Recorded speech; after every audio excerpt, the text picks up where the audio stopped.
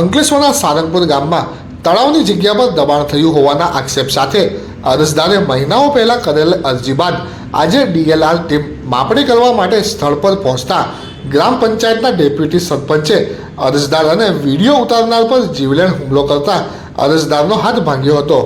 અરજદારના સાથી મિત્રએ હુમલાનો બનાવેલ વિડીયો સોશિયલ મીડિયા પર તેજ ગતિથી વાયરલ થઈ રહ્યો છે.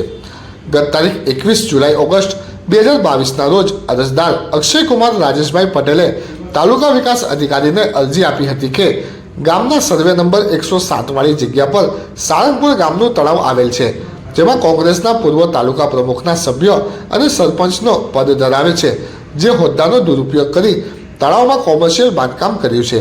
11 જેટલી દુકાનો બાંધી દેવામાં આવી હોવા સાથે જે તે સમયે કરાયેલી અરજી મુજબ ઉપલા માળનું બાંધકામનું કામ પણ ચાલતું હોવાની અરજી કરાઈ હતી.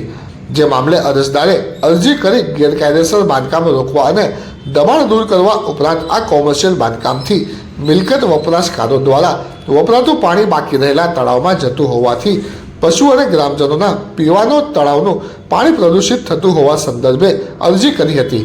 જે મામલે આજે વારંવાર અરજી બાદ ડીએલઆરની ટીમ સ્થળ પર નિરીક્ષણ કરવા ઉપરાંત માપણી કરવા માટે ગ્રામ પંચાયતે ભરેલ ફી બાદ પહોંચી હતી.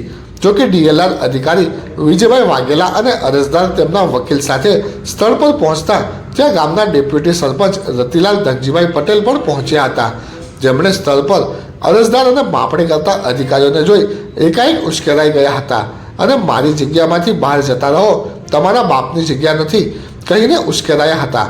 પરંતુ માપણી કરવા માટે અધિકારીઓની હાજરીમાં આવ્યા હોવાનો અરજદારે કહેતા ઉશ્કેરાઈ ગયેલા ડેપ્યુટી સરપંચ રતિલાલ પટેલે અરજદાર અને તેમના સાથી કંઈક સમજે તે પહેલા દુકાનમાંથી જેકનો પાઇપ લઈ આવી અરજદારને બહાર કાઢવા માટે તેના પર જીવલેણ હુમલો કરી નાખ્યો હતો. અભદ્ર ભાષાનો ધોધ વહેડાવી અધિકારીઓથી લઈને અરજદારને પોતાની માલિકીની જમીન પરથી જતા રહેવા માટેનું રટણ કરતા અને અરજદાર પર પાઇપ વડે હુમલો કરતા હોવાનો વિડીયો જણાઈ આવે છે. તદુપરાંત તેમણે વિડીયો ઉતારનાર હરેશભાઈ પર પણ પાઇપ વડે હુમલો કરવાનો પ્રયાસ કર્યો હોવાનું કેમેરામાં કેદ થયું હતું.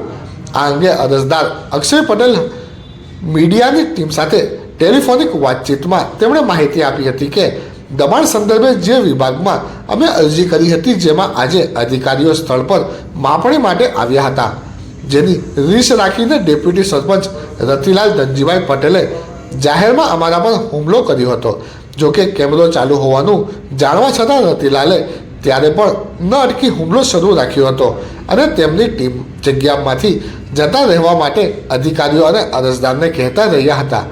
વધુમાં તેમણે પોલીસનો ફોન કરાયો ત્યારે પણ રતિલાલ નહીં અટકતા તેમણે પોલીસનો ભય હોય તેમ પણ લાગ્યું નથી. તેમણે ગાળોનો ધોધ વહેડાવ્યો હોવાનો વિડીયો સોશિયલ મીડિયા પર તેજ ગતિએ વાયરલ થઈ રહ્યો છે. અરજદારને હાથના ભાગે પાઇપનો ફટકો વાગી જતા તેમણે હાથમાં ફ્રેક્ચર થતાં અંકલેશ્વરની ખાનગી હોસ્પિટલમાં સારવાર લઈ રહ્યા હોવાનું તેમણે માહિતી આપતા ઉમેર્યું હતું. જોકે અરજદારે 100 નંબર પર ફોન કરી પોલીસને બોલાવડા પોલીસની ગાડી સ્થળ પર પહોંચી હતી, પરંતુ આ સંદર્ભે લખાઈ રહ્યું છે ત્યાં સુધી પોલીસ ફરિયાદ આપવા માટેની તજવીજ શરૂ હોવાનું અરજદારે કહ્યું હતું.